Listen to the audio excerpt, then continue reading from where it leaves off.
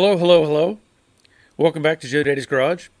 It is Monday, February 7th, 2022. 1 week down in the month of February. It's moving fast. It is moving fast. Hope everybody is doing well. And I'm welcoming everybody to the live stream. There may be some new people that are showing up tonight. So if you haven't been here before, we talk mostly about cars, classic cars. Sometimes we talk about movies. Sometimes we'll talk about food. Who knows? But we try to focus on classic cars. And by that I mean like 60s and 70s, maybe some in the 50s. That's pretty much our bracket. But I want to thank everybody for being here. If you do have a question, I encourage you to ask it. There is no bad or dumb question. And if we get a good answer, we get a bell. Now, I may not be the one that gives the answer. I have a group of people over there in the chat box, great people, and a lot of times they have answers that I don't, and that's why we're doing this. We try to share information and keep things moving, forward in our progress of building cars and whatever is going on around us. As you can see, hopefully, if you're some of you are, I know, just listening, and that's cool, but if you're watching, it's a disaster in here. It's a disaster in here. I've been working on the shop, and as you know, I've got that section, 4 panels done, painted, and I started hanging artwork and stuff back up on the wall. And I now have this entire wall, or the rest of the wall that way, paneled in. So it's really kind of hard to, you can maybe see it. It's all the way down to the corner.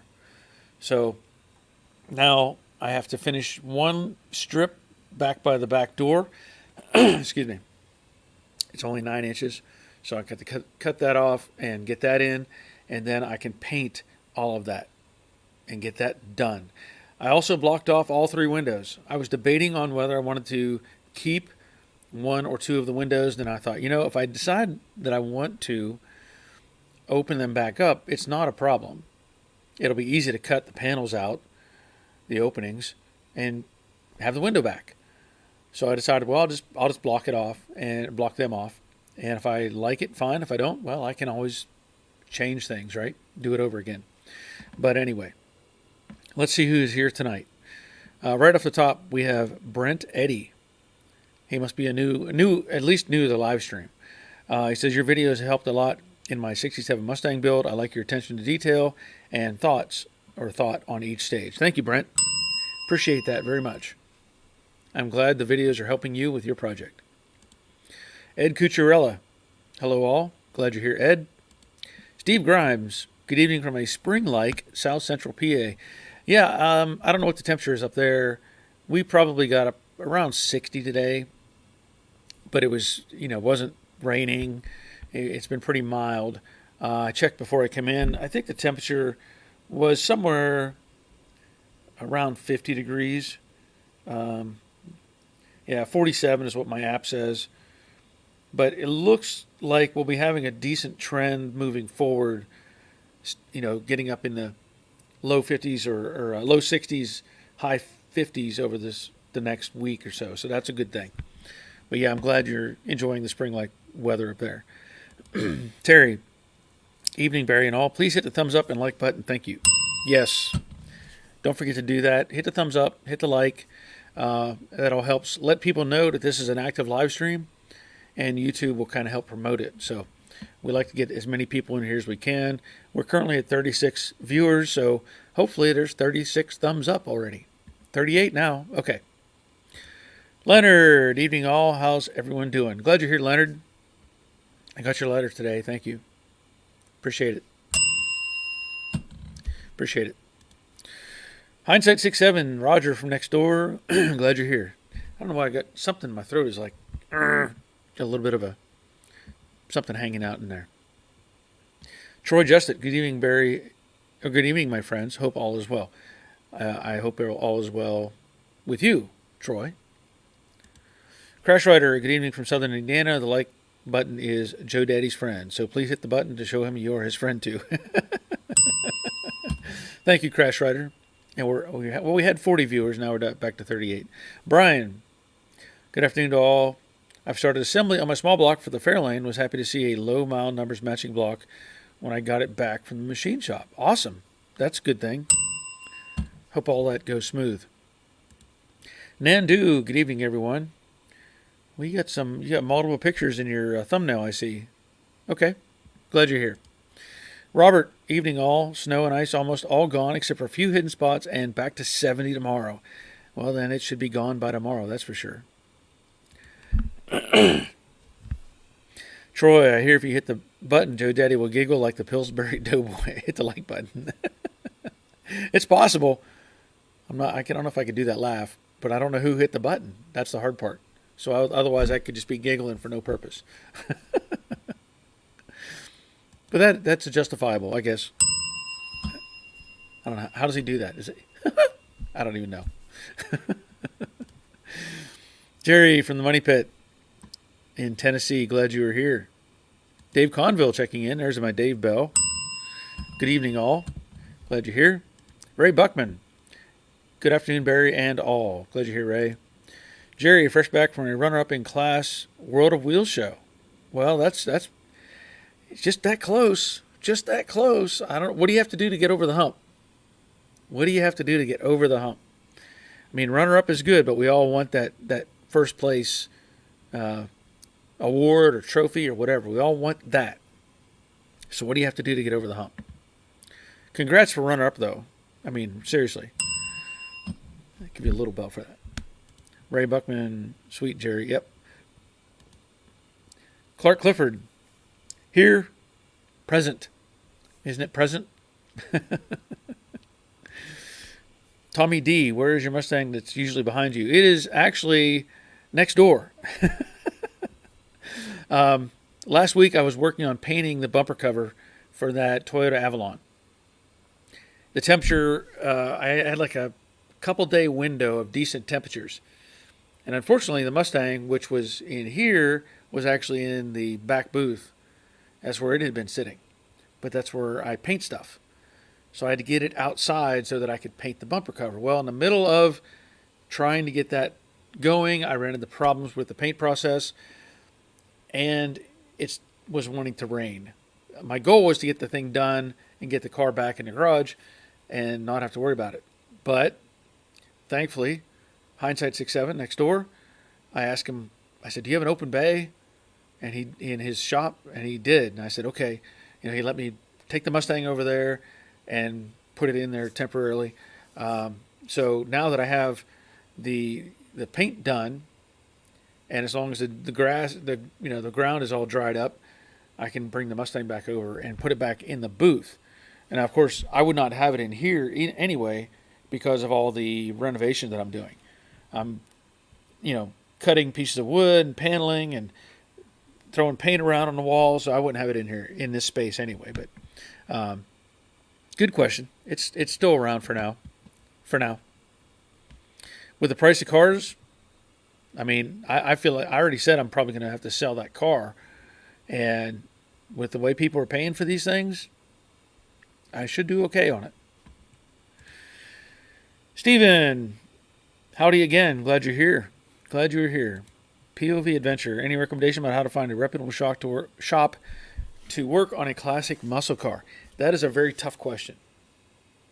I don't know where you're located, but I don't have any easy way to tell you unless you contacted people that have cars that they worked on, right?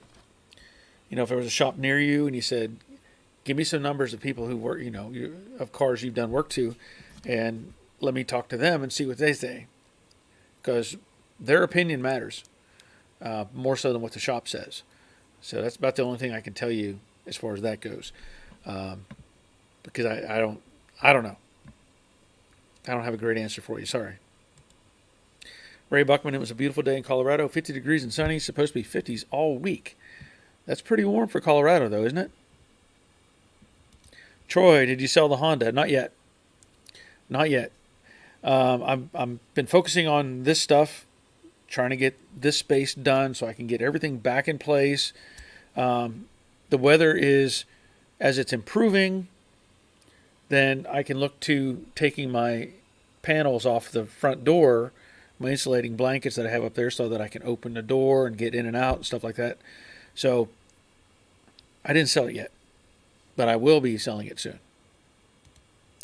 Nandu, the shop is looking good, Barry. Thank you. Appreciate that. Let's see. Rick Stevenson, hello everyone. Glad you're here, Rick. And Clark, why don't you make removable panels, maybe sliding panels?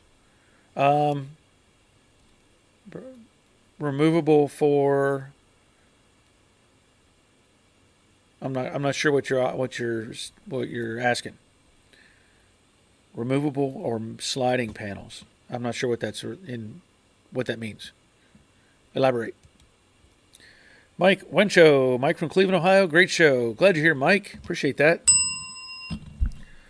David Outdoor 74. Hello, Barry. And I got to 1,000. Oh, 1,000 subscribers. Okay. Good for you, man. Good for you. Now you'll start making pennies a day. You'll start making those pennies per day. David Outdoors, I fired up the Firebird today. Finally got above freezing. Good. That's good news. Robert is giving congrats to David Outdoors. I'm still under halfway there. Well, I think you'll get there. We just need to help promote you. You know, I've said if you've already subscribed or been following me along or following along my channel and stuff, check out the Infernal Craftsman. He's building a Mustang right now and has some great insight onto some of the stuff he's doing. Jerry, has anyone installed a tow hook on a 2009 or so GT500 Shelby Cobra Mustang? A tow hook. So you're talking about like, wait a minute. Let me see what Robert's saying. A tow hook, in my opinion, should be standard to have one in the rear bumper, and as modern Mustangs tend to spend a lot of time in the ditch. Okay. That is a valid point. That is a valid point. I'll go for that. So you're talking about when you say a tow hook,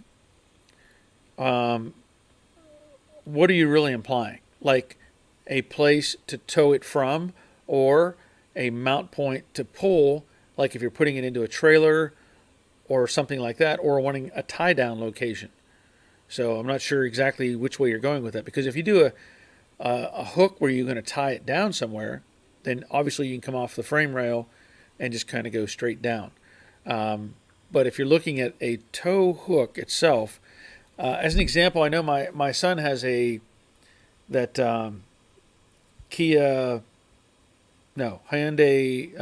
Veloster or whatever. And apparently it's a big thing for people to put an anodized tow hook on the front. There's a point on the bumper cover that you remove, and I guess you crank on a clevis. It looks like kind of like a threaded post with a pivoting end on it. Let's say like kind of a clevis. Anyway, it's the cool thing to buy one that's like anodized and just leave it on there.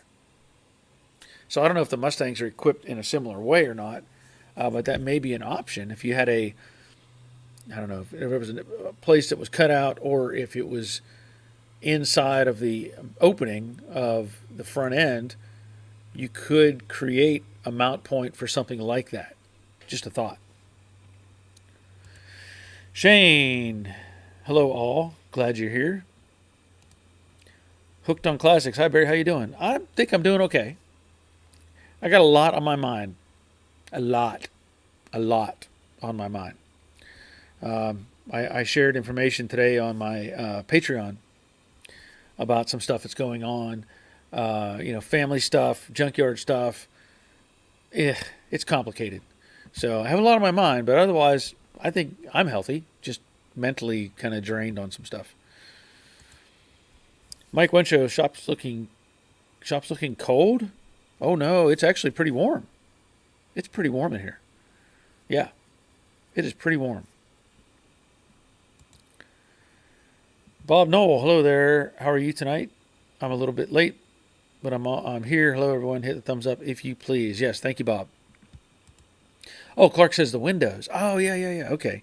The whole point of blocking off the windows was to have real estate. Okay. Because, like, we're about where the toolbox is right now, there was a window. And so if I put something in front of it, it blocks the window and I don't get the benefit of the window anyway. And if I decide, like, the next one is over here, somewhere in that area, um, I think, I don't even know, it's somewhere over there. Anyway, it's real estate. So if I want to put up some shelves or something like that, either I cover up the window with the shelves and then deal with that, or if I want to move a cabinet in front of those shelves, or whatever, in front of that window space, something like that, then I don't have to worry about right now. I don't have to worry about the window at all. And if I put something at a sliding or something like that, I mean, it doesn't really help much, I guess, because then I can't. If I had a shelf screwed to the wall, I can't move that panel anyway. I can't slide it open.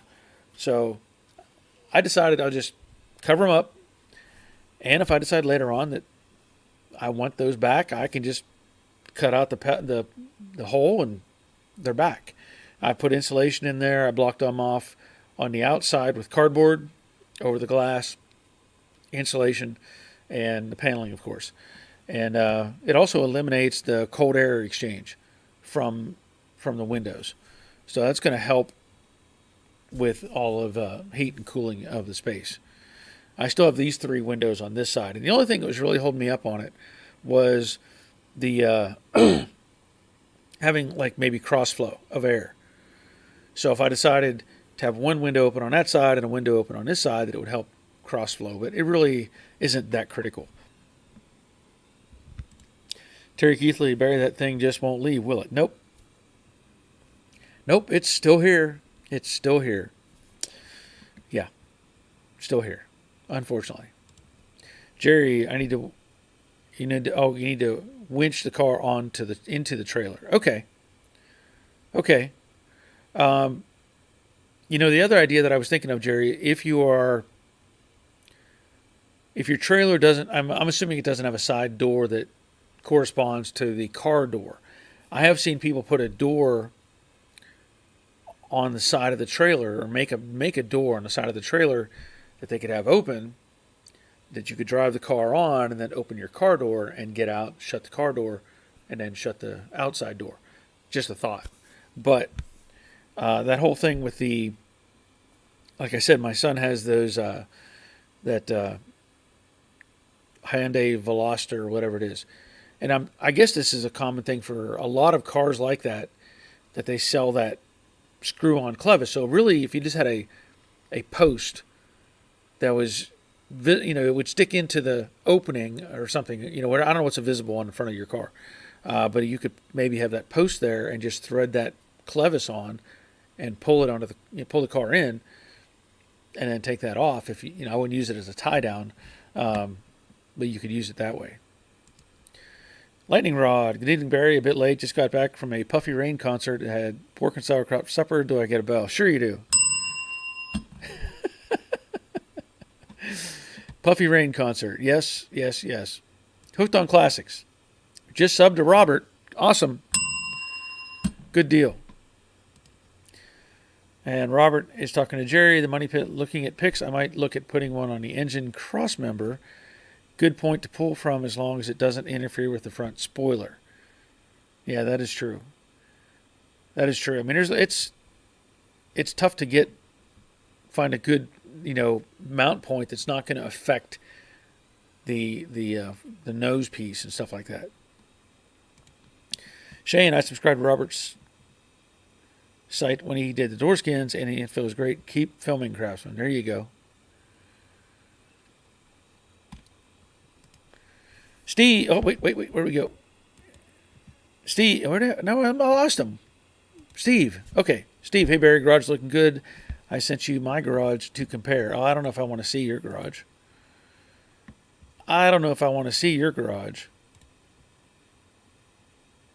Yeah, that's not bad. A little sparse. A little, because I know you had said it was a barn before when you had communicated with me. You had a barn, so that of course, you know, because I love barns. So whenever I was like, a barn, what does he have for a barn? So let's take a look at Steve's shop, his garage. Here it is. That's pretty cool. Got some benches in there. It looks like, I don't know if that's a refrigerator over in the corner. And you got your tool cart that you did your video on. I did see that video for the tool cart. Um, yeah, that's definitely a good space. I don't know how big that is, but that is a good space. Acceptable.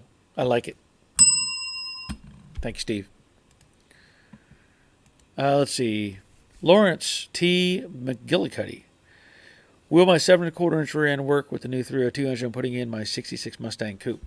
Well, maybe. Maybe. We need more information than that. I don't know how strong a 7 1/4 rear end is exactly, but we need to know how. Do you have any idea how much horsepower you're going to be putting through? Um, what's the gear ratio you have currently in the rear end that you're using?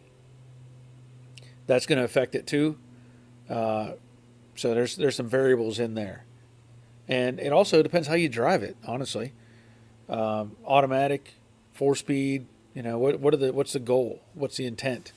So give us a little more information on that. Hooked on classics. I do like a classic Mustang. Yep. Mark Anderson. Hi Barry. Have you done a video on tuning a carb? I'm having a bad gas smell issue. It's not fuel line or tank. I'm at a loss. I suspect the Edelbrock is not tuned right. I have not. I have not done that. If you're getting a gas smell, you're running rich. I would say you're running rich, and you'll have to look at if you have your book on your Edelbrock. There are some adjustments you can make. Um, I guess what kind of engine is it on, and does it have any kind of big cam in it or anything like that, or is it just a stock engine? And what size is the carburetor?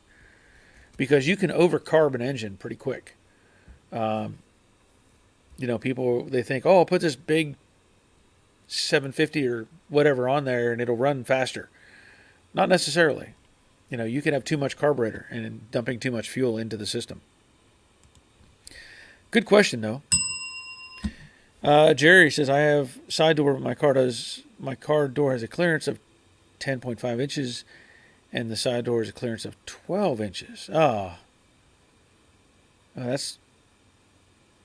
That's not good. Yeah, that's not good. Sorry about that. Bob, I just installed my Dynacorn hood hinges. They were great. I'm really happy with them. Yes, I was very impressed by those when I put them in a 68. I won't even use stock hinges anymore. Given the option, I will get the Dynacorn hinges and be done with it. Um, I just can't justify the old hinges. They wear out. They're lighter, and I don't trust them honestly. The aftermarket ones that you buy from whatever Gold Star company or whatever they are, they're junk. They're junk. So I highly recommend the Dynacorn hood hinges. Let's see. Portlandish Garage. Finally picked a name for the channel. Play on words and hometown. Okay, it's Doyle. Okay. I'm glad you're here, Doyle. Portlandish Garage. That'll work. That'll work. Steve, but you're turning your garage into a great vlogging area. Well, that is true. That is true. It's working. It's getting there. There's still a lot that has to happen. There's a lot that has to happen, and still a lot of stuff that has to go away. Just go away. But yeah, it's going to be much better. I can already sense a difference by finishing that, getting that whole wall done. So, yeah, I agree with you. Lightning rod. Ordered a Hawkman Alpha 85 jump pack. Got it this weekend. It was used, dirty and greasy, in an open box from Amazon. So much for quality control. Really? Well, that sucks. I would definitely leave a bad review on that then. I mean, that should not happen. So, obviously, quality control, you're right, it's not there. And Mark says he's got a 289 in his car. So we need a little more information, Mark. A little more information. Steve, Mark, head to my channel. I have a video in the works about rebuilding an Edelbrock after a gas smell. Well, there you go. Perfect. Go check out Footage Factory.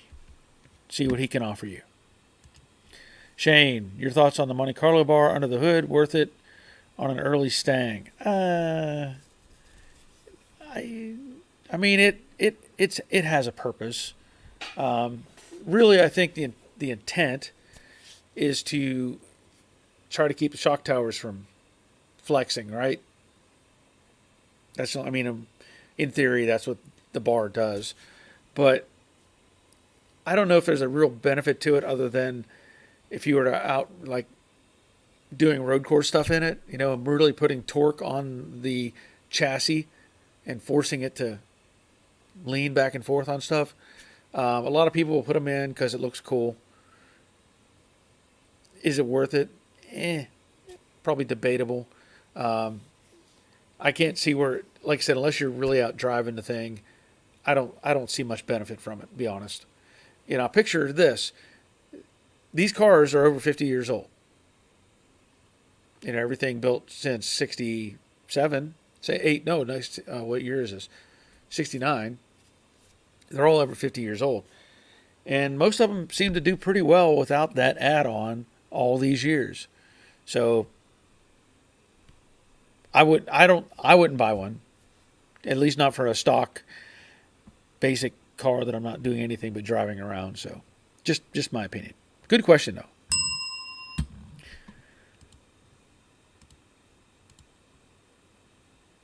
And we have Wally is checking in. Edelbrock metering rods are influenced by vacuum. If you have too much cam, they will not operate properly and will allow too much fuel into the mix. Do you have an aggressive cam or a vacuum leak? Good question, Wally. Good question.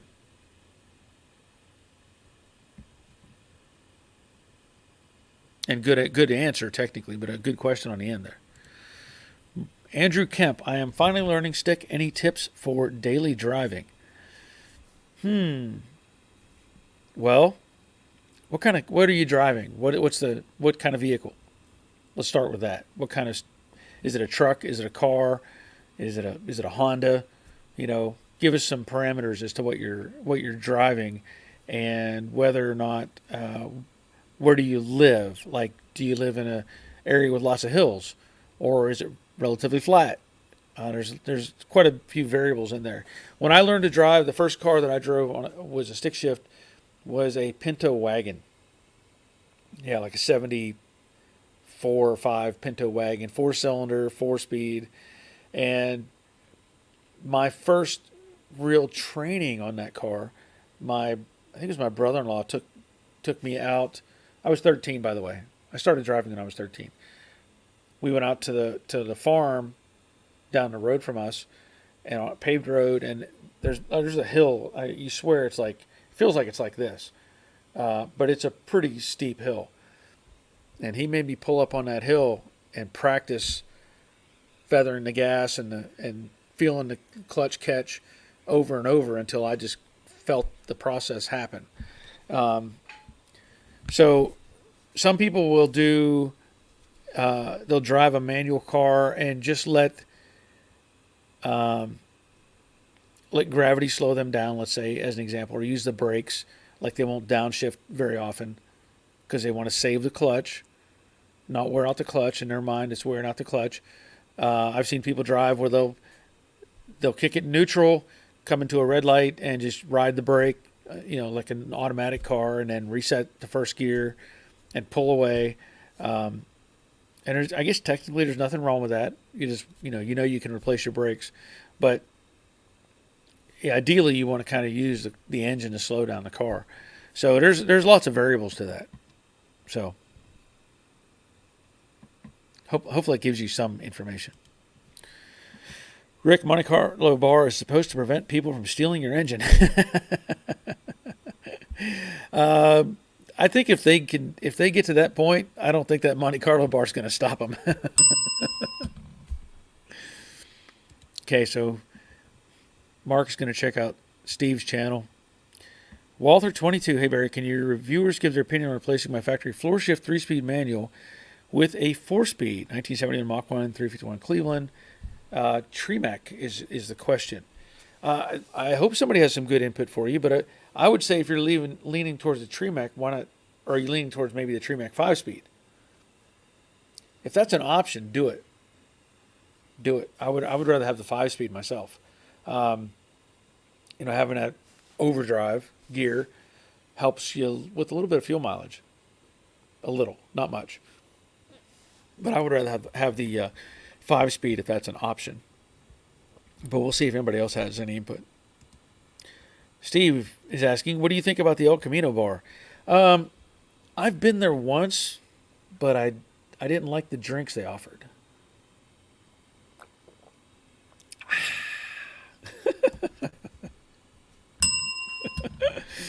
Bubba Ayers. Hey everyone. Hope all are having a good evening. Thank you. Mark, Kim is unknown. Okay. I'm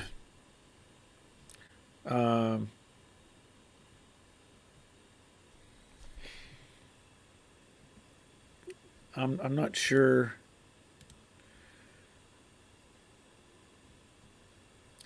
I don't know who this person is. Feel the steel, tattoos, and piercings. Press like, please. Yes, by all means, please do that. Thank you.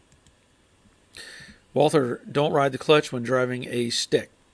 Very true. People get in that habit. They'll have, they feel like when he says riding the clutch, what that means is you're driving.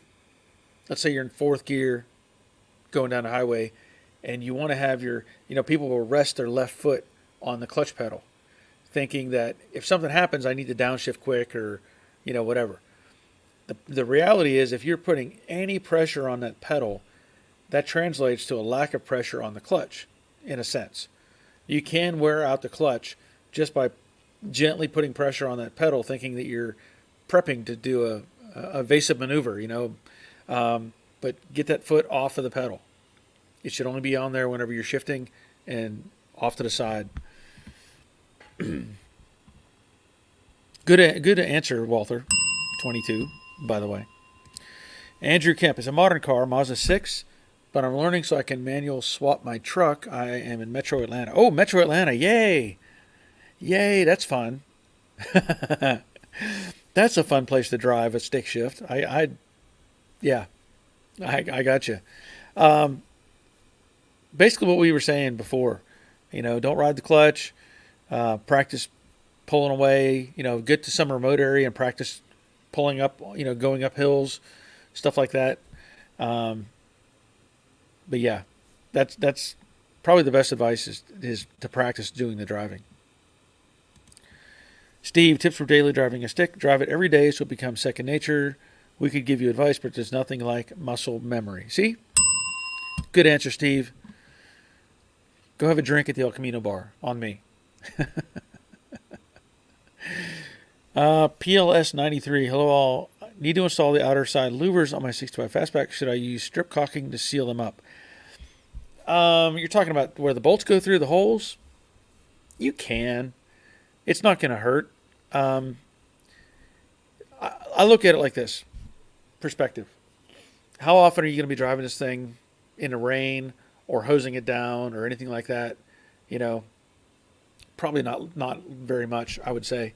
It's not like the old days where they drove these cars every day, and they even had it designed to where the water would come in at the windows and work its way down to the top of the rocker panel and come back out. Anyway, so it wouldn't hurt. You could actually just put it around the hole from the inside, like when you put it in, put it around the hole, and then put the nut on it. That's fine. It won't hurt. Good question. Robert, my best tip for driving a stick is have much better coordination than I do. Oh, coordination. Yeah. I could tell you, I grew up driving multiple vehicles. In fact, like uh, let me just since we're there, we'll go to junkyard story time. Um, like I said, I grew up driving the Pinto 4-speed, and along with that, I had a '72 Chevy truck that was a V8 3-speed manual that I converted to a 4-speed. And let me tell you, the 4-speed was out of it was either 55, if it was a 55 to 57 Chevy truck. It was like, I don't know if it was a 3/4 ton or whatever, but it was like a granny low 4-speed type of transmission. And what was hard to come over or cross over on that was the truck that I had, three-speed on the column, right? Well, you got the clutch pedal and everything. You just need to get a transmission in it with the shifter coming up through the floor. So I found I was able to cut the hole or whatever and get the location for the transmission. But that early model truck, the shifter was way forward on the housing compared to a later model truck where it was back, further. And it was an unsynchronized 4-speed. Well, when you're 17 and you're trying to put stuff together, you really don't, you just kind of like whatever works, right? So what I had to do, I got the transmission in the truck, got it all bolted in, all ready to go, and I was like, okay, cool. And I went to grab the shifter and try it out. Well, what I realized was that shifter, because it was so far forward, that I had it in second gear, and the shifter was touching the dash. So there was no way that I was going to go to first or third. I couldn't even pull it out of second gear. I was like, oh, now what do I do? Now what do I do? Well, I wasn't. I'll say I wasn't very efficient with torches at that point. I could use a torch, and my thought was I need to rebend this shifter so that it comes down and then bend this back part up. So I wasn't confident with using a torch, which would have been an easy answer. So what did I do? I got creative. I took our Lincoln 220 welder. Okay.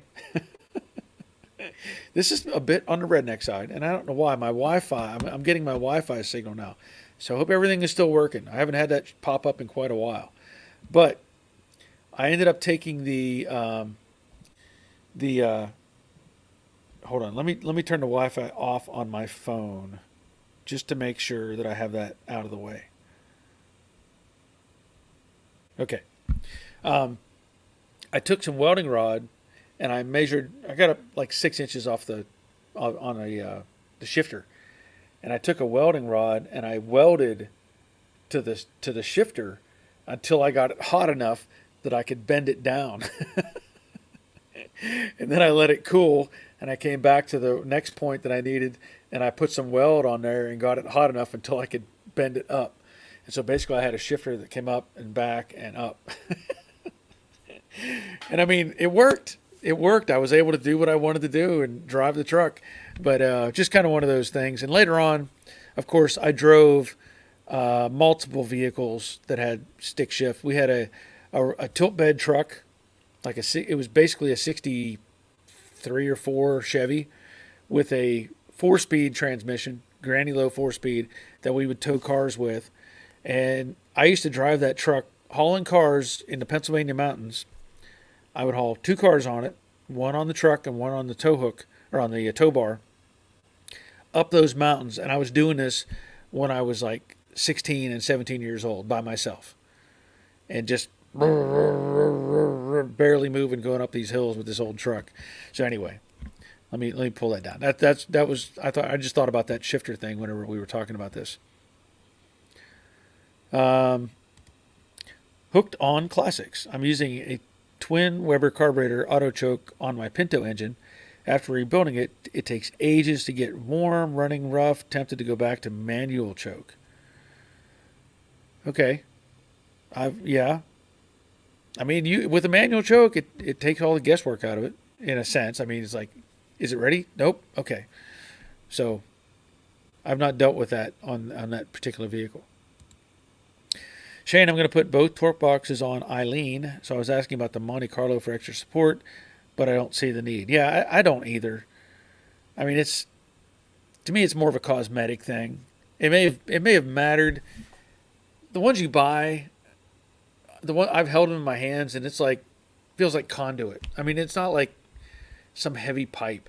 Um, and I would venture they used the Monte Carlo bar or created it for like SCCA racing, Trans Am stuff, and they probably had a real heavy duty bar that went in there, and then people said, "Oh, look at that, that's cool," and the vendors were like, "Oh yeah, I'll make you one, right here.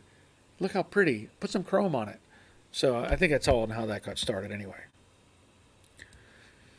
Jerry, I'm replacing my 66 3-speed with a Tremec 5-speed. That's a good thing. That's a good thing.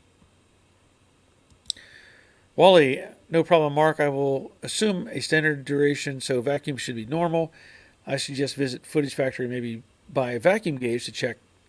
Should be 18 to 20 inches at idle. Thank you, Wally. Appreciate that. Brian, I agree with Barry. If you're going to the trouble, go with the 5-speed. All the conversion parts are readily available for a reasonable price. Yes. Crash Rider, that El Camino bar answer even made my wife laugh. Cheers. Gotta have some coffee. Bob, how hard is it to pull the wipers totally out from under the dash? I don't have to. Wait a minute, dash. I don't have to. I want to. How hard is it? What do you consider hard? This is probably a good question. I've shown some video of that and some location. I don't remember which particular videos, but you've got 3 bolts in each mount point for the wipers, where they go through the cowl. I think there's also at least one other bolt, maybe 2, that hold the motor in place. The challenge is getting to it. The easiest way is going to be to pull the gauge cluster out. Work your way. If you have a radio in, that's going to be probably in your way somewhat. You might want to pull. I don't know if you can get through it with the glove box if it was out. I did everything on Jade from the driver's location. I had taken no steering wheel, no gauges, and I was able to get through the dash with whatever size socket it was. And I think I had to use a universal to get around some of the linkages. Once you get those bolts out and you find the one that holds the motor, then it's a matter of getting it down and angling it and bringing it out. You may have to go like snake it back and forth around the steering column, or go towards the if you take the glove box out, you might be able to go out that direction. So the air box, if you have the air box attached to the cowl, if that is out of the way, then you might be able to come just right around the steering column. But if you have that there, it might fight with you. So those are some things just you have to kind of consider. But good question. Walter, Tremec 5, it'll be. Thanks, Barry and viewers. Awesome. If you get a chance, buy 2 and send me one.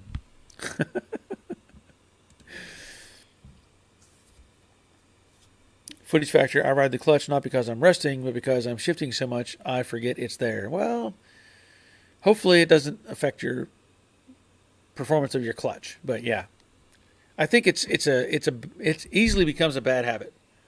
It's easily becomes a bad habit. Now I know I've probably done it as well, but I think like when I'm doing it, I am just like touching the pedal.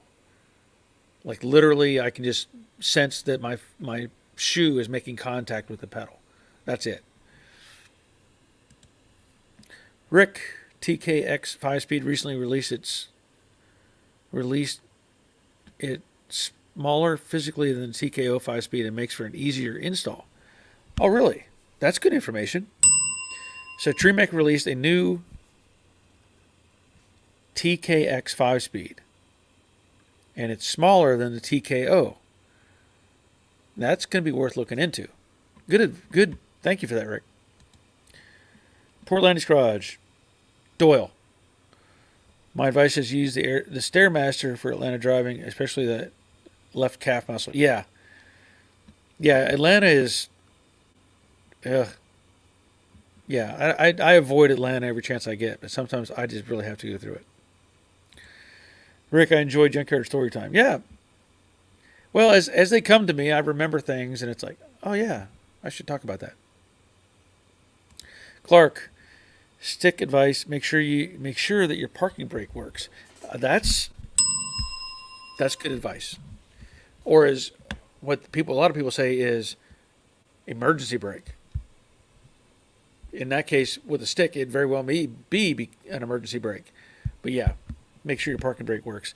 And, even when you think about parking the vehicle and stuff like that, always park it in low gear or reverse. Don't park it in fourth gear, anything like that, or fifth. And then, use your parking brake. Good advice. Shane, yay, we got a junkyard story. I can sleep soundly tonight. Good. Steve, dude, I have the same junkyard story. I put a 3-speed column on my C10, but my truck was a 4-speed overdrive. Wait a minute. You went the other way? Or you had a 3-speed on the column? Because I went from a 3-speed on the column to a 4-speed. But yeah, it's a good thing to modify, but so it sounds like you went the other way though. Why would you put a 3-speed on a column in though? That sounds kind of awkward to go that direction. Kareem, can you imagine there are people in Europe who don't know how to drive an automatic? I guess I could imagine that. We call those the dark ages. That was, here in the States, everything made back up until what? I don't even know when the first automatic truly came out. But everything up in the 30s, 40s was pretty much a stick. Either 4-speed or 3-speed or 3-speed on a column, right? I forget what year the first true automatic came out. I know that Chrysler and some other companies, they had a manual automatic, which basically was like a 3-speed manual on a column. My dad had one of these. I drove it. It was weird driving this car. It was a 52, 53 Chrysler Windsor Deluxe. And the car had a 3-speed automatic manual. What that meant was you would put it in first gear in your 3-speed manual. You'd pull away just like a normal clutch-driven vehicle. Just pull away. And then you would never shift, and you didn't shift again until it was time to, shut the car off and start over again. So you would drive the car, and when you wanted it to shift, you would let off the gas. It would shift to second, and then you give it gas again. It would do it on its own. Let off the gas, it would shift to third, and do it on its own. And when you approached a red light, you would just push on the brake pedal, and it would downshift. You didn't have to push the clutch in again. So you'd be at a red light or stop sign, and now you just let off the gas or let off the brake, push on the gas, and it's in first gear and it starts rolling again. It was a really weird thing to get used to. But once you did, it was like, well, okay, pretty simple. But yeah, I know that Europe is well known for its stick shift vehicles. Yeah. But that's a good thought, Kareem, to bring that up. Is Vitoy. Howdy, Barry. Howdy, Is. Glad you're here. Michael Pagliarini. My grandfather taught me how to drive stick, 50 Dodge Power Wagon. He was drunk and I was 11. Let's say it looked like something out of GTA Grand Theft Auto, one of my best memories of him.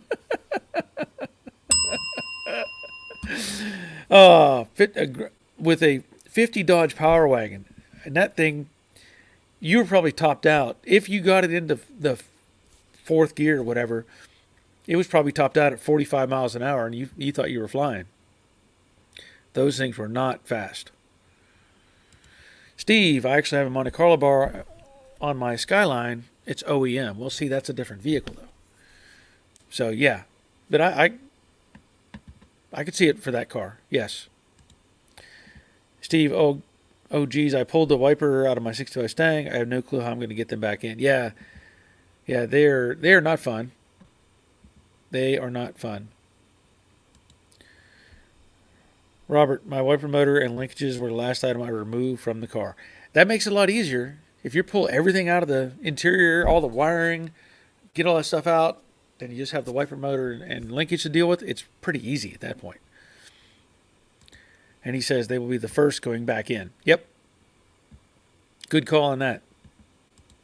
Steve, Craftsman, please document putting it back in. Yeah, it's going in is the easy part. As long as you don't have any wiring or radio or duct work, it's wide open then. Pretty easy to put it back in. Hooked on Classics and Nightberry in chat. Close to 1 a.m. here. Have a good evening. Well, I'm glad you were here. We'll catch you next time. Robert, maybe I'll do a quick video of it in a day or two. I'm getting to tiling the bathroom, and the Mustang is going slow. Yeah, kind of like my wall back here. This is going slower than I anticipated, but you know, if I didn't paint that bumper cover and stuff, this would have been done. Steve, Classics, where are you? I'm in the UK, and I'm late here too.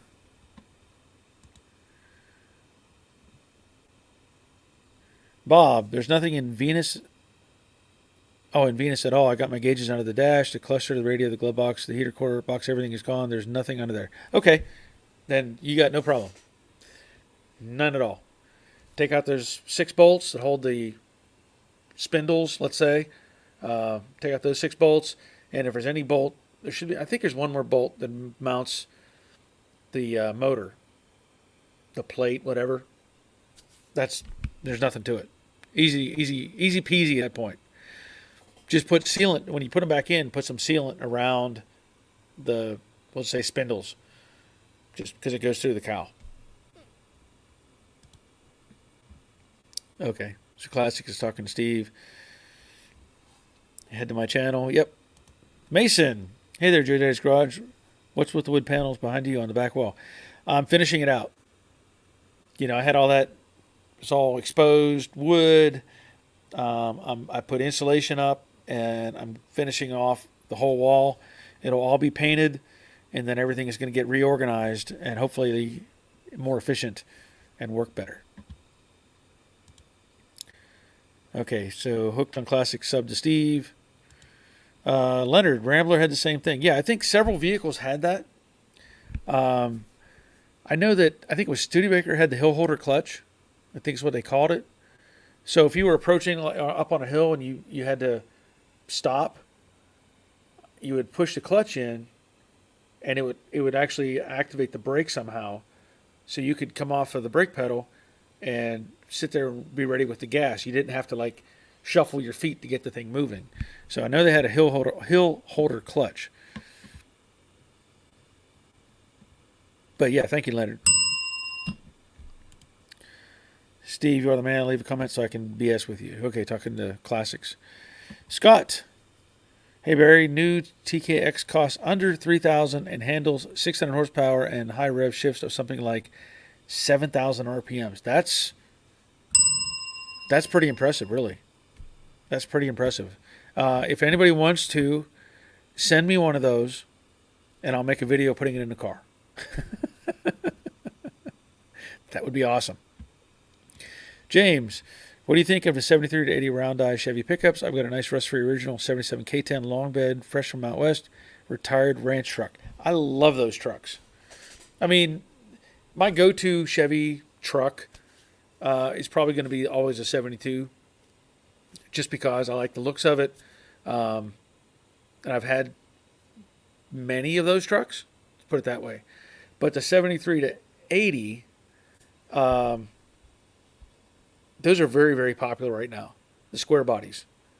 And I think that, I know 7380 round eye, but they went to the square. I guess it was at 81. They went to the square headlights and then dual squares, whatever. I don't remember the whole thing, but I think it was 80. That went up to 87. So a lot of all that stuff is interchangeable. But yeah, those things are becoming very, very popular right now. In fact, if you've got a rust-free original 77 K10, that's a sweet truck. That is a sweet truck. If it was a short bed, you'd really have something. But a long bed is okay too. So what do you plan to do with it? Just keep it, clean it up, or leave it like a patina truck or what? Because those are becoming more and more popular as time goes on. I think Auto Metal Direct makes parts for those now. I think.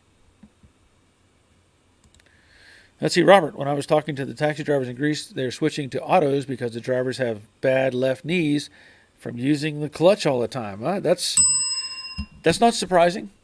That's not surprising.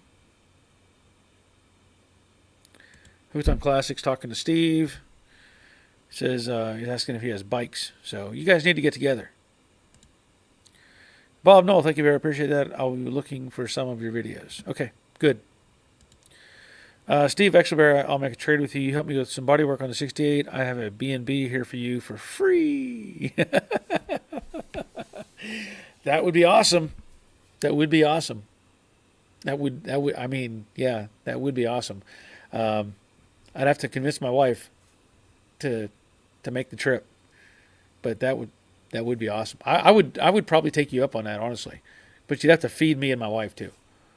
It might be some other, you might have to feed us.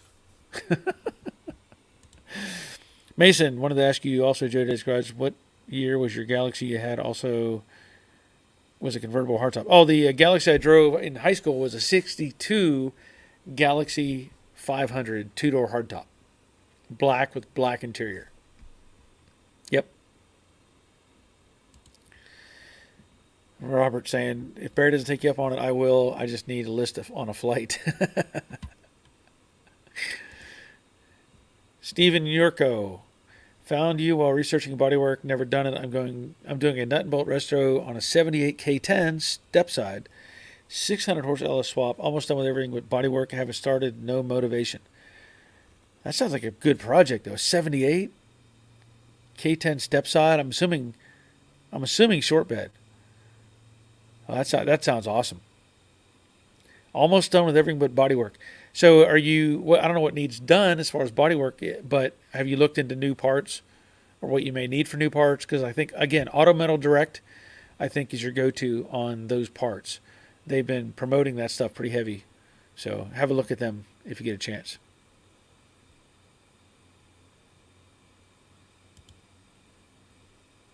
Scott, resting foot on the clutch pedal, wouldn't that lead to prematurely wearing the throwout bearing more so than the clutch?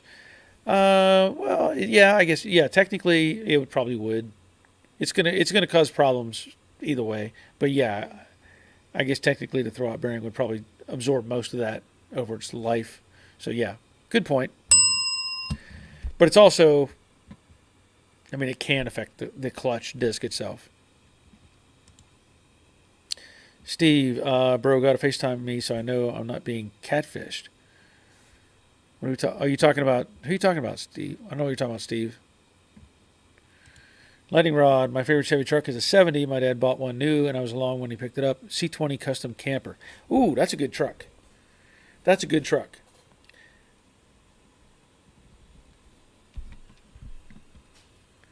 That is a good truck. Okay. Rick, just about every automotive TV show did an episode on turning a long bed truck into a short bed truck. Yep. The only problem is it still says long bed on the title. But yeah, I mean, you can do it. Steve says, Barry commenting on my C10 short that I posted last week. Okay. I'm not sure what you're talking about, Steve. Hold on. I'll have to, because I don't think I commented on your C10. Did I? I don't know if I did it. I don't think I saw that yet. Da Marine, for a complete rebuild, any idea where I can find all parts for 65 Ford top loader 4-speed 65 Mustang fastback? Good question. I don't know. Was it Is it TCI? Is it transmission company? I think is it TCI. I can't remember. I know I have a friend who rebuilds transmissions. And I think that was the. I can't remember if that's the name of the company or not. But somebody probably has a good answer for you. But I don't. Leonard, whatever happened to the all-girls garage? I'm not going to go there. Not going to go there. Nope. Not going to go there. Lightning rod. Hill holder is available on new Ford trucks with auto trans. Why? I don't know. That makes no sense. That makes no sense at all. Is an available option, right? For an extra $500, we'll rig it up so your transmission does what it was intended to do originally. Mason, was your Galaxy a 3-speed manual? It was. It was a 3-speed on the column. Always fun to drive. Steve, you help me with bodywork and video making. I will have home cooked meals waiting for you. Well, it would probably have to be me and my wife. Just so you know. Just so you know. So you'll have to. Your wife may have to entertain her or something. Steven, yes sir. Short bed step side. I have all the parts. Metalwork is done. AMD patch panels are great. It's the filler and sanding, etc. I'm procrastinating on. It's going to be black and has to be perfect. I'm going to offer a suggestion to you if I can find. What was that? I've kind of avoided. I've kind of avoided doing this. Typically, when I do body work, you see what I do. I block sand. I apply layers of body filler till I get it where I want it. But there is a product out. I don't know if I still have that. Let me see if. I mean, we probably all seen these things. Where did I put this? It's like not slick sand, but it's like a polyester spray that you can put on over top of everything, and block sand that, to help alleviate some of the extra work that may need to happen. I don't know where. I don't think I have it. Because somebody else had told me it was a U-Pole product. And I don't remember if I saved it or not. But anyway, you might want to look into that as well. Being able to spray that on top of everything, just so you can have a consistent platform. Otherwise, what I've always done is just take body filler and cover the whole panel and just block it slowly to make sure there's no highs and lows.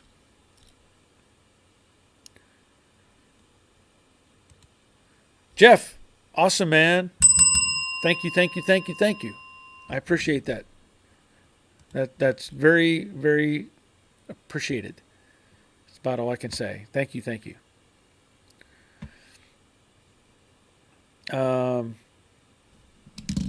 Let's see. Jonah, okay. I love you, Joe. Well, thank you. Steve, yeah. Toy commented, remember it was an exhaust video from Joe Mama's Garage on the silver 69 C10. I don't know if I don't know. From Joe Mama's Garage. I'm really getting lost on this, Steve. I'm really getting lost on that one. I'll have to double check that. Clark, 4speedtoploaders.com. Okay. So that was an answer to the top loader 4-speed question. Del Marine asked for a complete rebuilding idea where I can find all parts from my 65. Clark responded with 4-speed flattoploaders.com. Thank you for that, Clark. Give you 2 bells for that one. Thank you. So we had Jeff. Yeah, again, thank you, Jeff. And Steve, yes. Donation, yes. Robert, 2K high build primer works well for me. I used Kirker last time and had no issues with it at all. That's a good point. I mean, I've used high build many times, but somebody had sent me a link. Maybe I still have that email. And it was in relation to putting a coating on top of everything. So it was U-Pol was the product. I don't know where that is. I'd kept it up for a while on my Amazon screen, but I have never. We had tried stuff in before, like they used to have stuff called Feather Fill, and then there was another product called Slick Sand, and this is, I guess, a variation of that, but it's just meant to be like it builds higher than 2K. You know, you can spray it on and get it pretty thick, and then block sand it all out. So I don't know if I can find that link right now or not. Bob Knoll, what was the cleaner glow something or other? I'm not sure you saw it on Jay Leno. Quick Glow. Quick Glow is what that was. Quick Glow is some stuff that I got. I actually got it off of Amazon, and I think I have a link to it on my products page. If you're talking about for Chrome,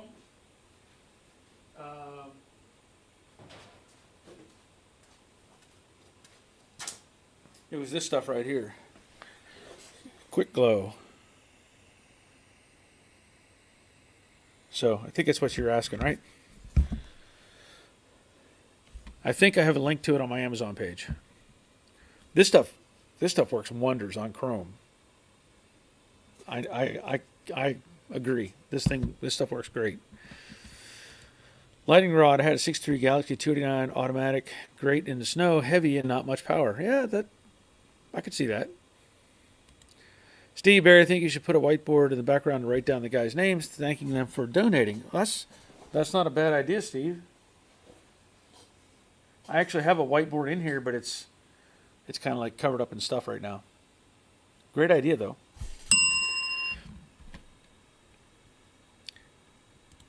Lightning rod. Do you remember how big the trunks were on the Galaxies and full-size cars of that era? Huge. Huge is a good answer. That is a good answer. You know, I did a video on the 65 or 66 Impala. 65. For a buddy of mine. I replaced the trunk seal and some other things. And on my teaser, like thumbnail, I'm laying down in the trunk, completely stretched out in the trunk of that car. It's really amazing how big those trunks are. Any of those, you could put 2 or 3 people, like almost comfortably lay them flat in the car. Or if you tie them up the right way, you can get 5 or 6. But anyway, 3 is probably the limit for, comfort. Leonard Bear, the reason I was asking about your AGG was they were restoring a 66 Mustang and was... Wait a minute. Bear, the reason I was asking about the AGG... They were restoring a 66 Mustang and putting new door skins on it. AGG. No, I'm not sure what we were talking about there.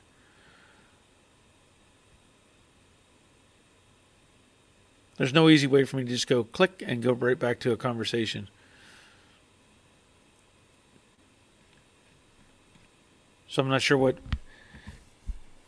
I should know what AGG is meant to be, but I can't put it in my mind right now. About the AGG. Okay.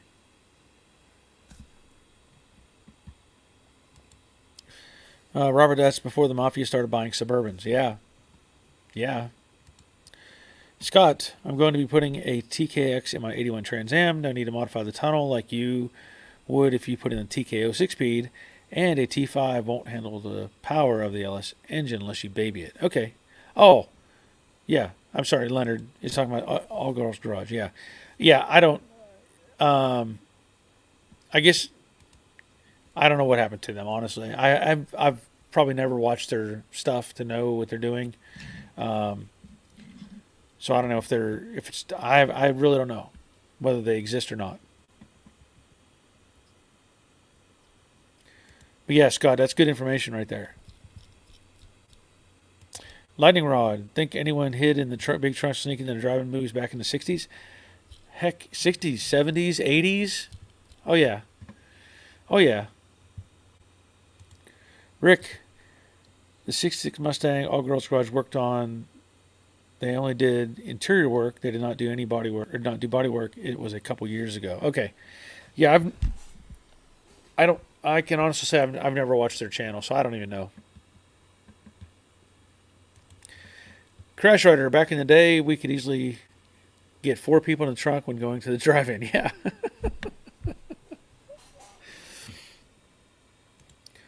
Leonard says one of their shows they cut and put on door skins. Okay. Well, I watched the video. You're talking about that. I watched the video. It was on like a TikTok or something. I don't know. Maybe it was a YouTube video. And it was this. It said this girl was restoring her classic Mustang. Well, you could watch and know that she wasn't like really like they told her hold this sanding block and go back and forth like this, and we'll film it.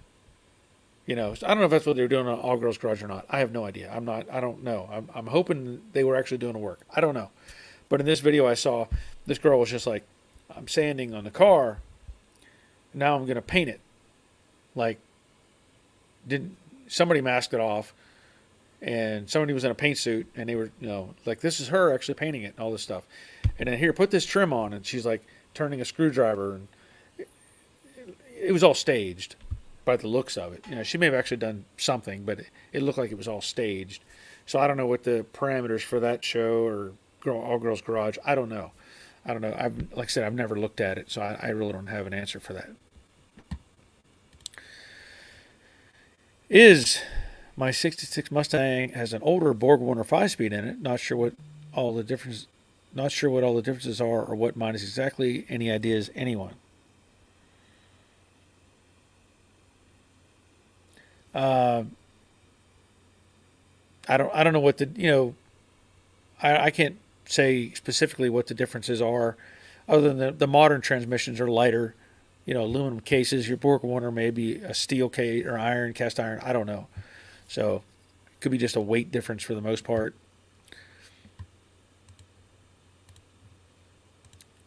Let's see. Robert, now the drive-in's charged by the car, so no need to hide anyone. Yeah. The thing is, it's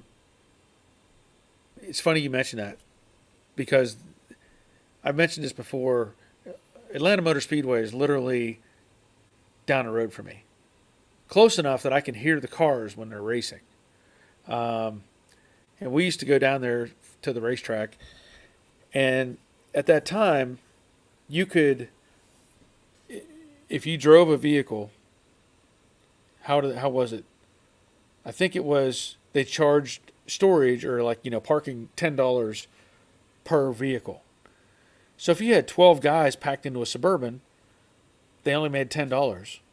So just like the movie, you say, well, we're going to charge by the head. I see 3 people, so it's whatever per person. Well, what the racetrack decided to do was increase every single ticket by $10 and make parking free. So if you had 12 people in your car, it didn't matter. You actually were, they actually parked for free, but they made an extra $110 off of that process. So by doing the movie thing, if they say, well, your car, we don't care how many you got in it, it's now $40 or something. I don't know. I don't know how that works exactly at the movie drive-in. But yes, I know that the racetrack took advantage of that and said, we'll let you park for free, but everybody's going to basically pay the $10. So, smart move on their part. Michael, I think one of the girls got killed racing on the salt flats. No, I don't know that. I don't think she was on that show. I don't think so. I know who you're talking about. Um, I can't think of her name right now, but I don't think she was on that show. I don't think so. Scott, drive-ins finally smartened up and now they charge by the car. Okay, yeah. Lightning Rod is asking Crash Rod, do you feel guilty after all these years sneaking people into the drive-in? Raleigh, good evening from a rain-soaked Hampton, Virginia. Apologies for being late. I like the video on painting the Honda bumper, saving me from taking a shortcut on a fender. Okay, good. Good. Glad that helped. Glad you're here. Town Center from Tennessee with my 69 Mustang. Glad you're here. That sounds awesome. Rick Gade. Faye Hadley is one of the hosts of All Girls Garage. She had a PhD in psychology from Harvard. She gave up being a therapist to pursue her career in mechanics. Okay. That's interesting. Thank you, Rick. And I have another Rick. I have my first big indoor car show. It's 3 days long, and I had to apply to get in. I'm super excited as I just finished my car in September. 67 Mustang Coupe. Good luck to you, man. Where's the show going to be? You need some, and you say you need some tips for the show. Well, Jerry, if he's on here, he's been doing the World of Wheels stuff. So I don't know where you're planning on putting on your show, but he might give you some insight. And I don't know what your plans are. You know, they have different categories, I think, stock and modified and all these different things. Obviously, there's details that you can address. You're gonna make it spot free, clean, right? All that sort of thing. I know some people will do they'll go so far as to jack the car up and rotate the tires so that the lettering is legible. So if you had, Cooper or Goodyear, you'd want to have that, all of them facing up, stuff like that. But really, I don't really have any specifics I can tell you. If you're going to have some lighting on it, make sure it's good lighting. But that's about all I can say. Lightning rod, free parking at AMS. Yep, free. Yeah, free.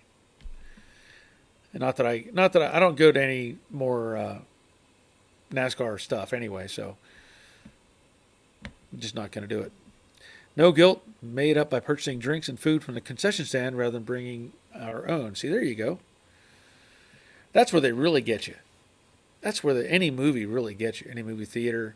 It's not about getting into the movie. It's come buy our popcorn, $13 for literally $13 for a tub that you can get refilled. Oh boy.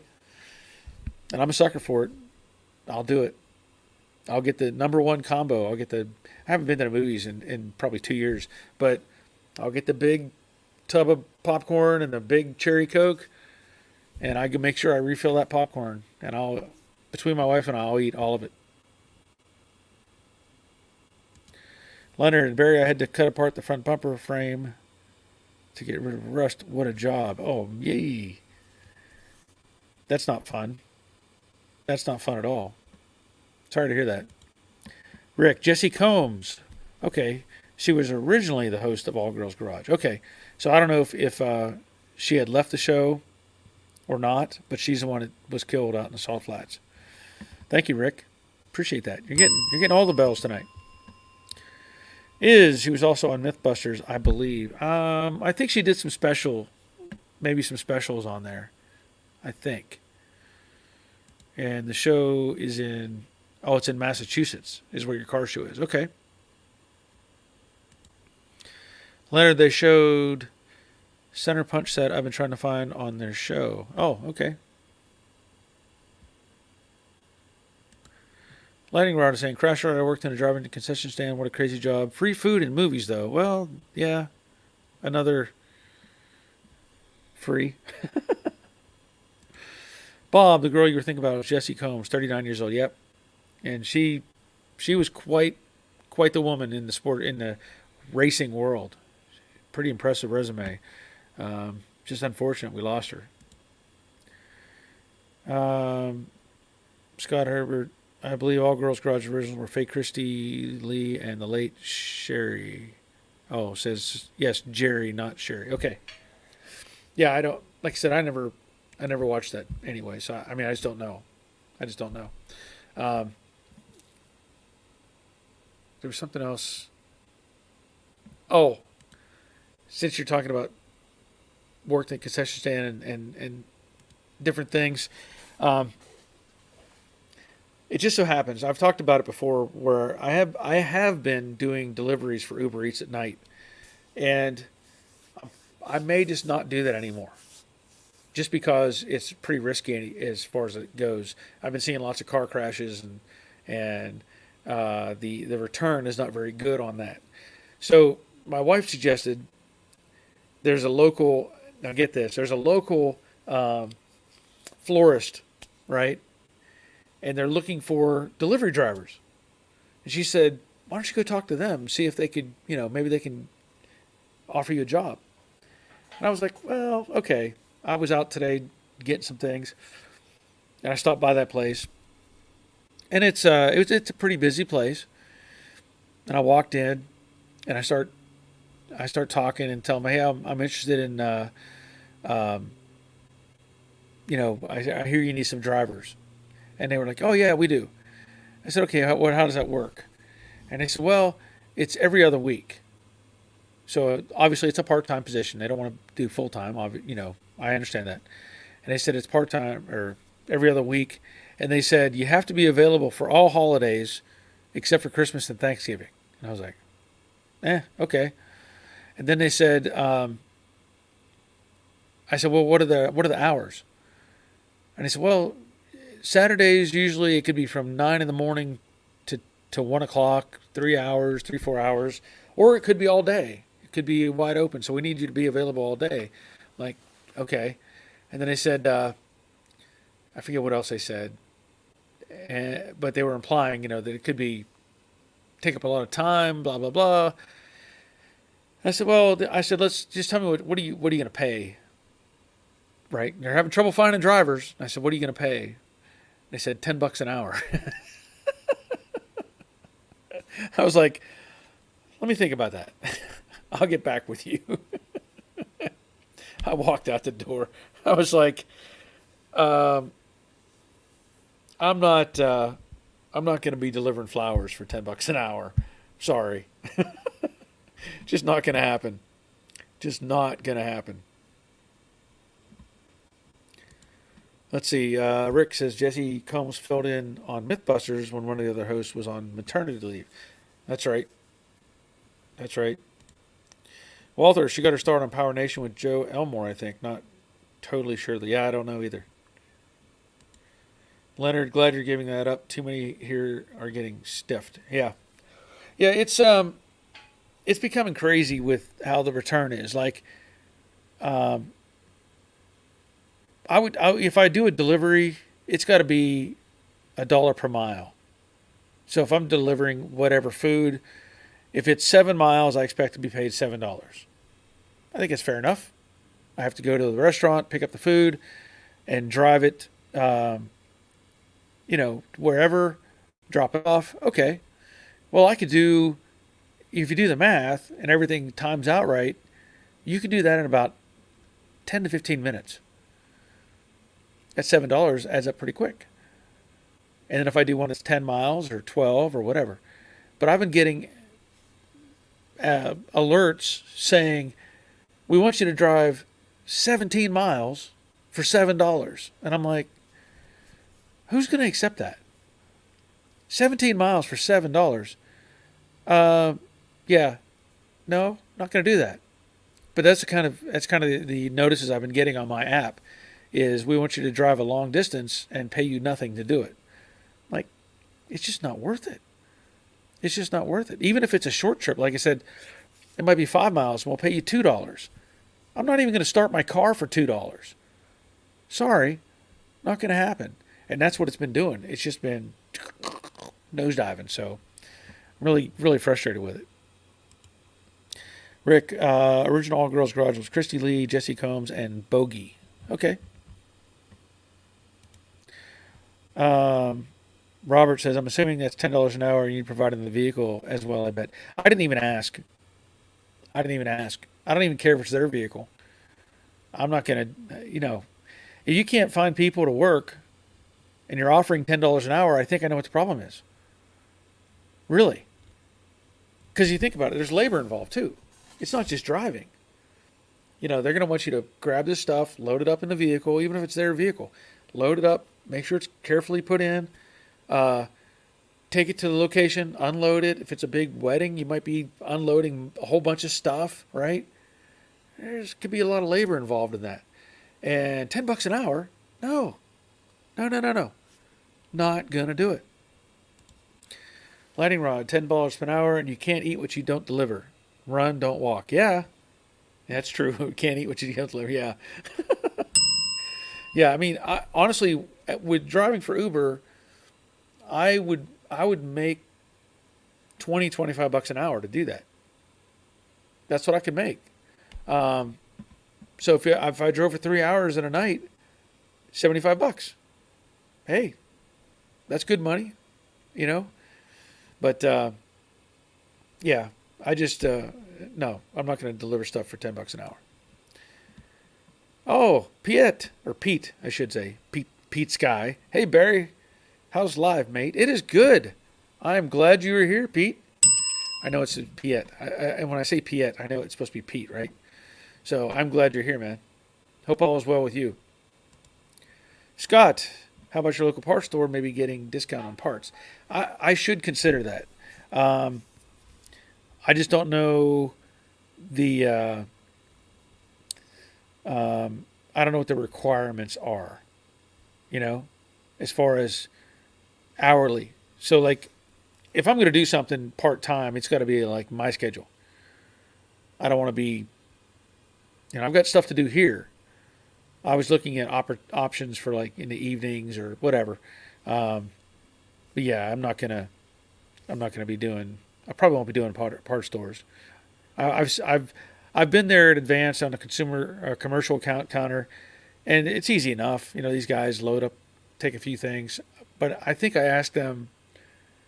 I think I actually asked them about that, and the commercial parts guy was even saying he was making, which is a stressful job, to be the commercial account operator guy. He was only making like $14 an hour or something like that, but he had full benefits. So he's really working for benefits, is all it was, as far as that goes. But yeah, they're always pretty stressed out on trying to take care of all the different shops locally. Rick, Jesse Combs got her start on the Power Nation show Extreme 4x4 with Ian Johnson. Okay. Thank you, Rick. Leonard, tow trucks won't start their engines for less than $100. Yep. And cuz I would do $20 per hour cash. Yeah, I would consider that. I'm not going to do 10. No, not at all. Pete says he's doing fine. Good to hear, Pete. And Portlandish, Doyle, what about DoorDash? I actually had signed up for DoorDash too. I was doing Uber for like 6 months, and I thought, you know what? I'm going to see how DoorDash works. DoorDash is probably maybe even a little worse, because what they want you to do, they want you to feel bad if you don't accept, like Uber's. If I don't accept the offer, fine. Fine. But DoorDash, if you don't accept the offer, then your rating, they give you this little rating. And it's like, oh, your rating is going down. We find you less valuable. And if you don't accept their offer, like let's say your first offer is $15 for delivery, and you do that one. Well, the next one is 10. And it may be the same distance. You're like, well, I don't know if I want to do that. Then the next thing you do is the next offer goes down to 8, and then like it's down to 7, and then it's down to 6. But if you accept any of those, then they want to keep sending you those for $6 and $7.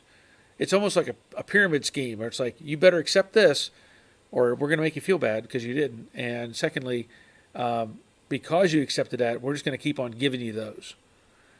And I was just like, I don't like the way DoorDash operates. So I gave up on them pretty quick. Lightning Rod, you were handy. Emergency plumbing repairs, $500. Yeah, I'm not licensed in that, but yeah, I could. Dawn, late to the party as usual. Well, at least you made it. And was up. Glad to hear, Dawn. Lightning Rod, find a shut off and turn it off. Collect $500. Yeah. Seems that way, doesn't it? Pete, building a B16 VTEC Turbo in Honda del Sol with my son. He's a racer like me in my early days. Okay, cool. Boogie Bomb, hello from Nashville, better late than never. And he's saying right at Dawn's Manufactory. Cuz I talked to a lady doing DoorDash and Uber Eats. She said she was making $150 a day. The tips made it worth it. I can tell you this though. How much time is she really putting in a day? Uber will let you drive up to 12 hours a day. Think about that. Up to 12 hours a day. And I know people that are doing that. And they think, I'm making lots of money. Are they really making lots of money? If you do the math for $150, if she's running 10 hours a day, she's making $15 an hour. Okay, that's fine. But then there's the offset. She's burning her gas. She's wearing out her vehicle. They don't take out taxes, and they don't take out Social Security. So at the end of the day, you got to pay all that. So there's a lot of trade-off there. I know I put on in the last year my little Honda Fit. I put on, gosh, where am I at? Like over 12,000 miles. And that's all been just doing deliveries. So it's just wearing stuff out. Scott, if you want to move to Massachusetts, we're looking for snowplow drivers. Well, I would probably enjoy doing that for a period of time.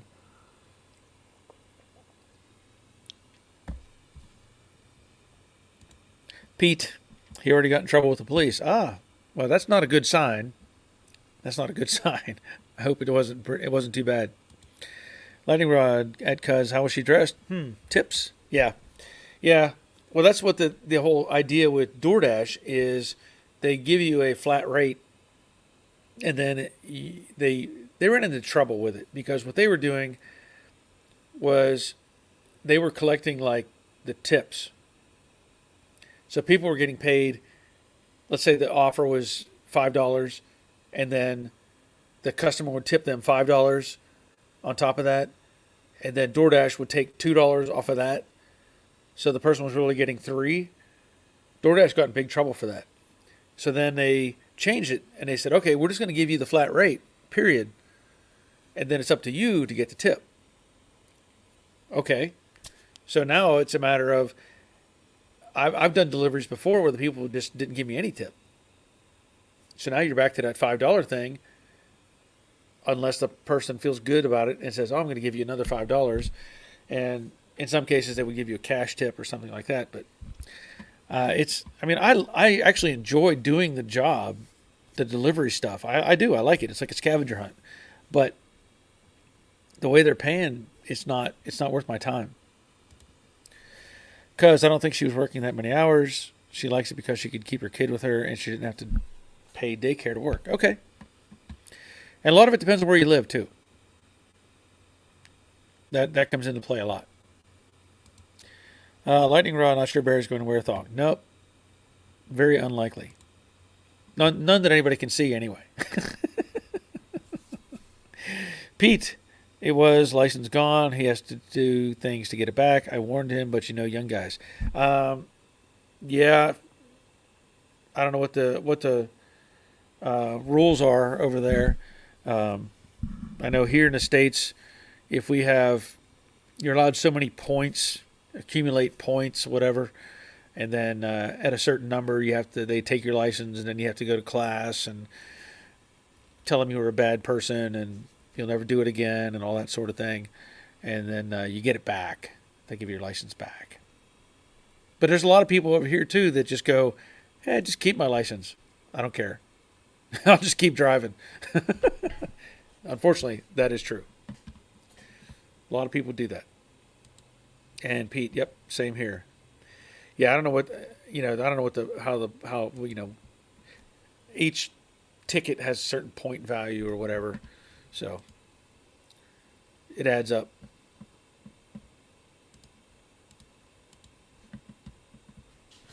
Um, anyway, throat's starting to get sore, starting to get tired, but y'all know what's going on here with this stuff. Tomorrow, I'm going to get the rest of the back wall painted, and try to get some of this stuff back into place. I need to contact the builder that is going to be taking on the convertible project. Get in touch with him and find out what's going on. Because it needs to go. That car needs to go. Pete, did you lose your job? No, I didn't. I left my job. I technically retired from the job my main job that I had. So that's going on. It'll be 2 years in August. 2 years. So this is my job. This is my job right here. In this space. Being right here, right now. This is my job. Lightning Rod, you can't be arrested for no license when you don't have a license. Yeah. Keep thinking that. Scott, another perk is you're only 1 hour from the Nordic Lodge restaurant. Ooh. That's a good perk, but a bad perk. Their rates have gone up quite a bit from when I was there. My wife and I went there in 2013. Fantastic place. Fantastic. I got to say, if you get a chance and you have a lot of money in your pocket, go visit the Nordic Lodge. Yeah. We went there in 2013.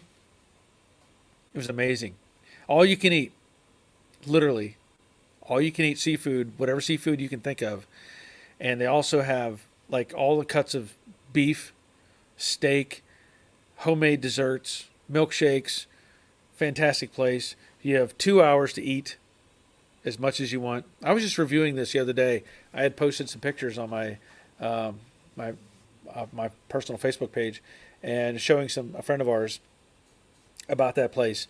I ate 4 lobsters when I went up there. 4 lobsters, crab legs, all the good stuff.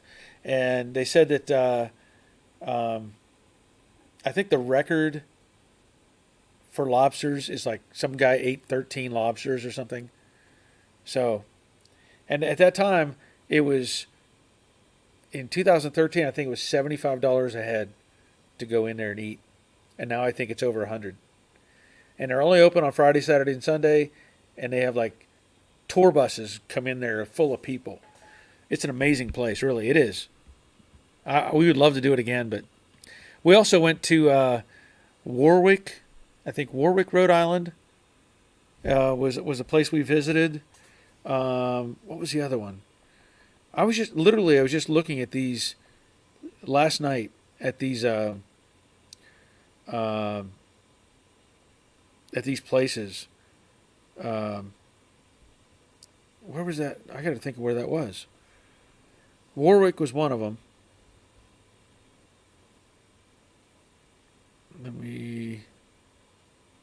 I don't know where I'm at.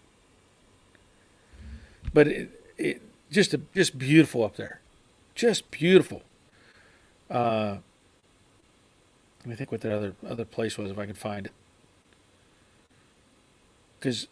And the only reason we even knew about it was on a show on one of the cooking channels or something. It said you must visit this place. So we went to Warwick, Rhode Island, Smith's Castle in Warwick, and Wilcox Park.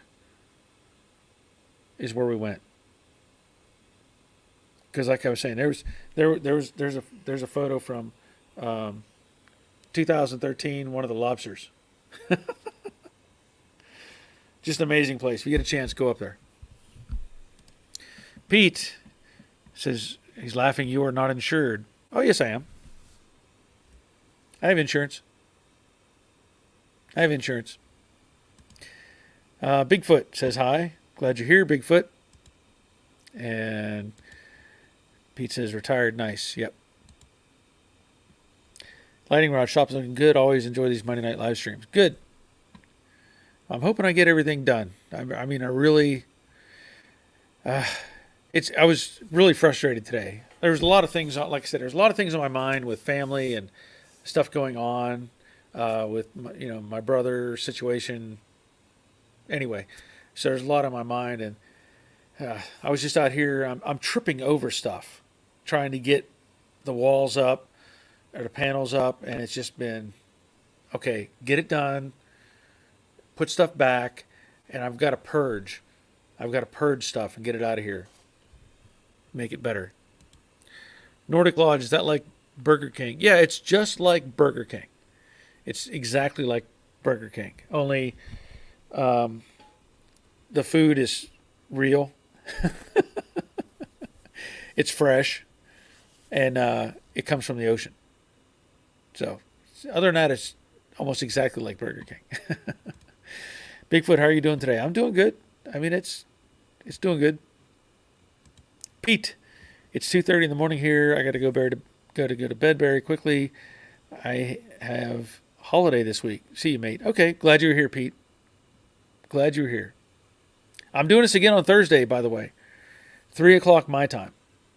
I do it on Mondays at 7, Thursdays at 3 p.m., which will push it back to a better time on your side of the earth as well. Terry, did they have shoe fly pie? I didn't ask. I don't know. They had a lot of homemade stuff. I mean, it was fantastic. Lighting rod, $100 a head. What? Yeah. It's it's. Let me tell you, I had 4 lobsters. Go anywhere and see what it costs to buy one lobster, along with all the other and crab legs, ribeyes.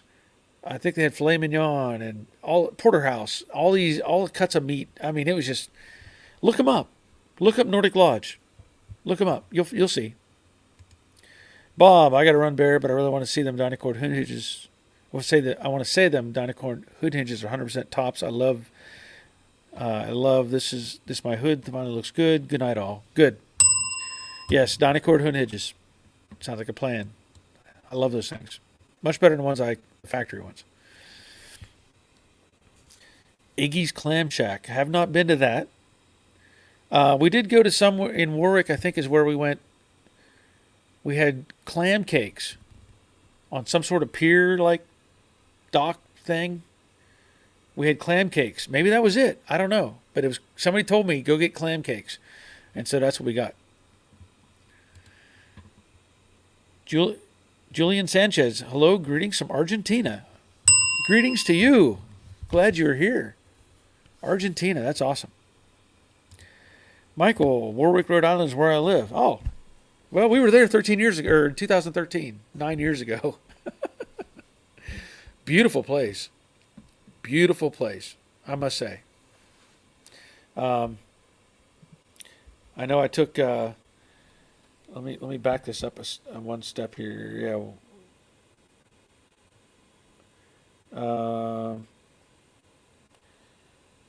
Yeah. Warwick.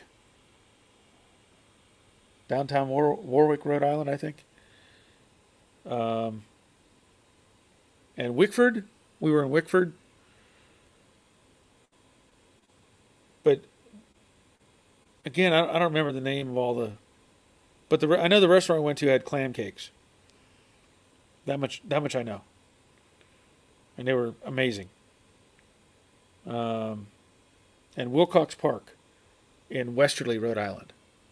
So we went there as well. Beautiful place. I mean, we loved it. We did. Crash Rider can't imagine why they would raise their prices. Maybe people eating 4 lobsters. Maybe I think it's just the cost of everything. Yeah, they offer all you can eat.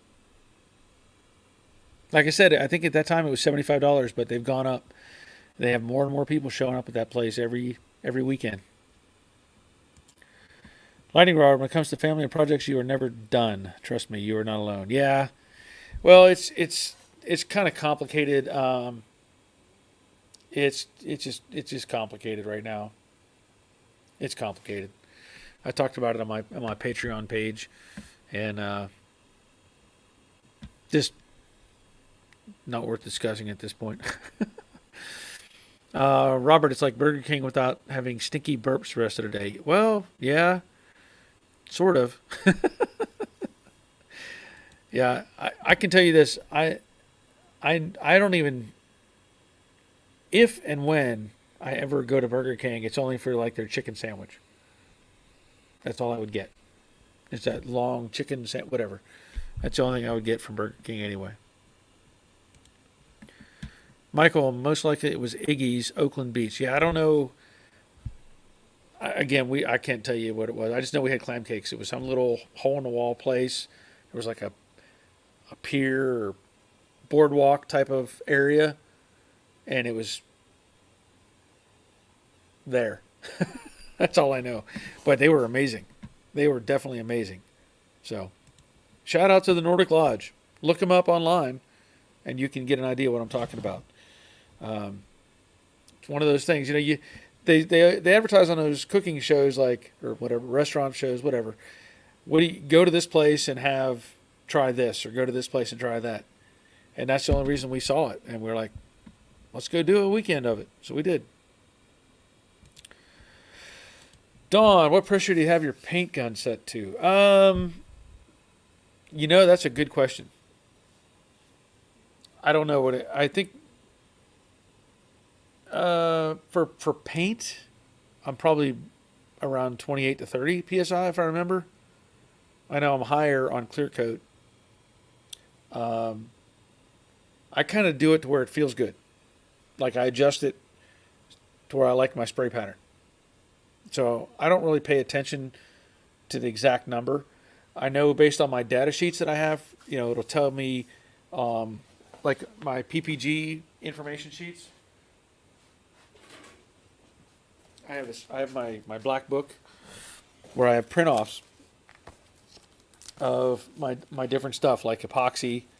Um, I've got one in here for urethane sealers, and then acrylic sealer, 1K base coat. And what it'll tell you, I usually try to go by these settings if I can. So if for my shop line base, it actually tells me HVLP 10 psi at the air cap. Well, how do you measure pressure at the air cap? You can't, as far as I'm concerned. Um, Conventional is 45 to 55 psi at the gun. So I don't know how I don't know how you measure air pressure at the cap. That's why I say I just kind of adjust it to where I like the way it looks. And in this case, it talks about gun setup 1.3 to 1.5 millimeter for the tip. So, here's another one. Clear coat, air pressure 10 psi max at the tip. How do you measure that? You can't. There's no way to measure that. No way to measure that. Lighting, complicated here too. Not worth discussing. Thank goodness we have a car project for a distraction. Yeah. Well, this has a lot to do with cars, property, family, blah blah blah blah blah. It's just. I've mentioned this before. There's a situation where, like, my brother passed away last March, and left behind equipment and vehicles, property, a whole bunch of stuff. And now his widow is having to deal with all that and deal with family stuff around it. But anyway, one of the things she talked about to me was my brother had a '64 Studebaker Daytona, which is a pretty cool car, two door, and um, anyway, his car he drove it like in high school. And she told me on the phone call we had this past week that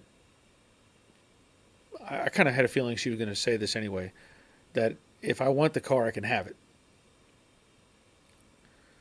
Well, that's all well and good, but what am I going to do with it? It's one of those situations where it would be a tribute to my brother, but then what? It's a cool car. It's got the 280 Studebaker 289. It's got a supercharger on it. It is a four-speed car, um, hot rod. Needs total restoration. Then what? What do I do with it? If I were to build the car, I'd have to just park it and sit on it and look at it. Then what? So I'm just kind of all over the place on that right now. Leonard, Winco had a sale on lobsters for $25 a pound, but have it marked at $2.50 a pound. A lady got all they had for a ridiculous price. I think she got like 35 of them. Wow. Wow. Yeah. I hope she felt proud of herself for doing that. Lightning rod, set the pressure to 1,000 psi and stand back. Yeah. Scott could have also been cellos on the water, boats pull right up and dock. Yeah, I don't know, but it was good. Clam cakes. Yeah, and it might have been clam cakes and chowder, actually, now that you mention that. I love clam chowder. Clark, all the PSI is best. Yeah. Roberts' family is another F word. Yeah. Yeah. Dawn, just curious, my compressor will keep up at 25 PSI. Will only spray 5 minutes at 30 PSI. I suggest you get a bigger compressor. Get a 5-horse, 60-gallon upright. Robert, the Stewed would be a great project, but yeah, what do you do with it when it's done? Then you sell it, and eventually we'll get you hounded for selling it. That's kind of where I'm at, Um, I mean, it is a cool car. It would be fun to build it, but then what do I do with it? What do I do with it? It's kind of like I've got the Model A that I restored. That was for my grandfather, and I don't think my kids are going to want it. What do I do with it? What do I do with it? That's the difficulty. Shopcat Industries. Hello, everyone. Stumbled on this by luck. Tonight's project is carrying on with either my 77 Ski-Doo Everest 444LC or the 72 Gilson garden tractor. Cheers. Well, I'm glad you're here, man. Welcome. I won't be here much longer, though. We will be closing up here in about 5 minutes. But I do this every Monday night at 7 and Thursday afternoon at 3. And we talk about all kinds of stuff. So I'm glad you're here. Gilson. 72 Gilson. Okay. Interesting. Robert, there are some LV LP spray guns that will run better on small compressors, but they are pricey. Talking to Dawn. Okay. Thank you, Robert. Lightning rod. Seems the best today is to farm out paint to someone with a downdraft booth. Just saying. Yeah. I mean, honestly, if you can afford to do it. If you can do all the prep work yourself, and let somebody else spray it, yeah, I'm with you. Shopcat, I'll be sure to check in next time. Okay, yeah, like I said, Mondays at 7, Thursday afternoons at 3 p.m. So, and usually I do a couple hours on Monday night and maybe an hour on Thursday, seeing how things go. As you can see, my shop is a mess right now. It normally doesn't look like this, and hopefully by Thursday I have most of this cleaned up and more organized, and I'm going to be purging stuff and getting rid of things I don't need. Leonard, see y'all Thursday. Take care. Yeah. I think I'm just going to call it a night My throat's had enough. Um, so I have one more video that was put out. I put the bumper on that Toyota Avalon. In the past, I wouldn't even thought about doing a video like on that because I did the paint video, and somebody had commented, I want to see it on a car. I'm like, oh yeah, I guess I could do that. So yesterday, yeah, yesterday I put it on the car, made a little video of the process. So I need to edit that video, get it out. Um, there's uh, I'm debating on whether I want to post another video on my workshop channel. I did kind of a scavenger hunt at what amounts to a property that was sold with two houses on it, and I was given permission to go through those houses and find anything that might be of value. Um, so I made some video of that, and I'm like, well, should I go ahead and post that or not? So I may make that video. I don't know. It was kind of interesting to do that exploring. So anyway, I got to get the Avalon video done. Crash ride to repair this dude, sell it, and split the profit with your sister-in-law. That's that's a possibility. I don't know what. I don't actually know what it would cost to restore it versus what you could get out of it. That's the rub. You know, are you going to dump 10 grand into it and it's only worth 12 and you don't count your labor? Are you really making any money? Probably not. So, anyway, Robert says, I'll pick up the Studi. Yeah, it's up in Kentucky.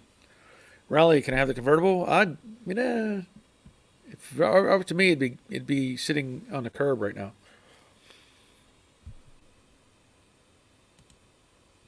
And Leonard says those boxes might be collectible. Boxes? What are we talking about?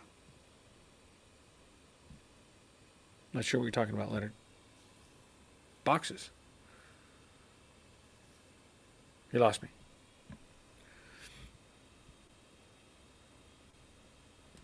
Rick, is your daughter that you named your channel after going to appear on a live stream as a special guest at some point? I've tried to get her to come out here before. I don't know how well that would go. I don't know how well that goes. She actually lives on the north side of Atlanta right now, so probably not going to happen.